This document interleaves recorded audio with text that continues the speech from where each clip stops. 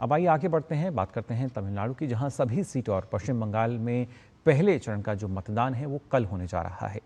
कल के मतदान के लिए चुनाव आयोग ने व्यापक तैयारियां की हैं ताकि चुनाव प्रक्रिया सुचारू और निष्पक्ष तरीके से संपन्न हो सके। बंगाल में पहले चरण के मतदान को देखते हुए सभी मतदान केंद्रों पर वेबकास्टिंग व्यवस्था के सुचारू संचालन का ट्रायल रन आज से शुरू हो रहा है। यह प्रक्रिया राज्य के मुख्य चुनाव अधिकारी के कार्यालय से संचालित की जाएगी।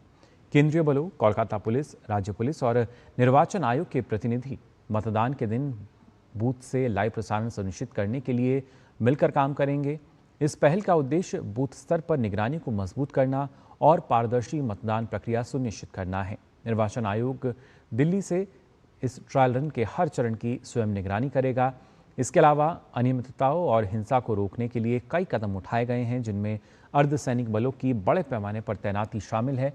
आवश्यकता पड़ने पर अतिरिक्त बल भी तैनात किए जाएंगे। वहीं पहले चरण के लिए आवश्यकता पड़ने पर 25 और 27 तारीख को पुनर्मतदान कराया जा सकता है, जबकि दूसरे चरण के लिए यह 1 और 3 तारीख हो सकती है।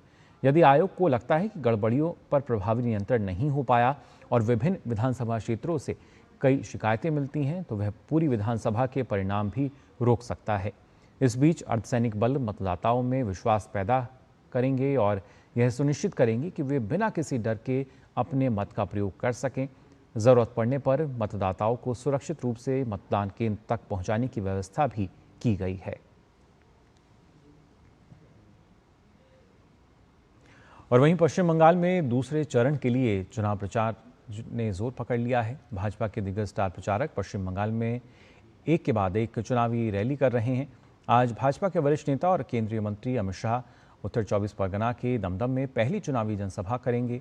ये जनसभा न्यू बैरकपुर अग्रदूत मैदान में होगी। इसके बाद वे बानीपुर हावड़ा के doctor BR Ambedkar sports ground में चुनावी रैली को संबोधित करेंगे। इसके बाद वे हुगली के सप्तग्राम में चुनावी जनसभा करेंगे। साथ ही उनका शाम में 5:15 बजे कोलकाता के सोनापुर में रोड शो का भी कार्यक्रम है। ये रोड शो सोनापुर मोड़ से शुरू होगा। अमित शाह के अलावा उत्तर प्रदेश के मुख्यमंत्री योगी आदित्यनाथ आज हावड़ा के जोरांसको, चकदाहा और उदय नारायणपुर में रैलियां करेंगे और जनता को यहां संबोधित करेंगे। साथ ही साथ असम के मुख्यमंत्री की अगर बात की जाए, हिमंता बिस्वा शर्मा भी कालना और बोगांव दक्षिण में जनसभा करेंगे। वे वर्धमान में रोड शो में भी भाग लेंगे।